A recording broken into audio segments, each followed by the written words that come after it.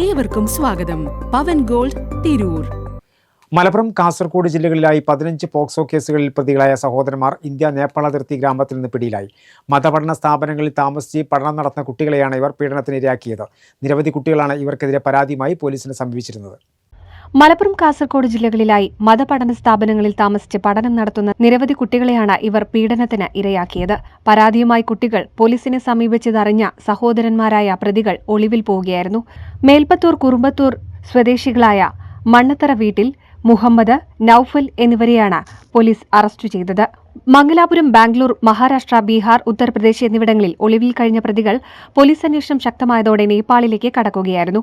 മലപ്പുറം ജില്ലാ പോലീസ് മേധാവി Chaitra Teresa John IPS Nepal പോലീസുമായി ബന്ധപ്പെട്ട അന്വേഷണം ശക്തമാക്കിയതോടെ അവിടെ നിന്ന് രക്ഷപ്പെട്ട പ്രതികൾ ഇന്ത്യയിലേക്ക് കടക്കുകയായിരുന്നു.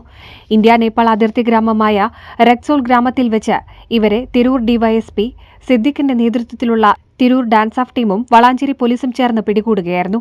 ഇവർക്കെതിരെ പരാതികളുമായി തൃശൂർ, മലപ്പുറം, കാസർഗോഡ് ജില്ലകളിലായി നിരവധി പേർ പോലീസിനെ സമീപിച്ചിരുന്നു. ബീഹാറിൽ നിന്ന് വളാഞ്ചേരിയിലെത്തിച്ച് അറസ്റ്റ് ചെയ്ത പ്രതികളെ തിരൂർ കോടതിയിൽ ഹാജരാക്കി റിമാൻഡ് ചെയ്തു. കൂടുതൽ അന്വേഷണങ്ങൾക്കായി ഇവരെ കസ്റ്റഡിയിലെടുക്കുമെന്ന് മലപ്പുറം ജില്ലാ പോലീസ് മേധാവി Chaitra Teresa John IPS, Tirur DYSP Siddique എന്നിവർ അറിയിച്ചു.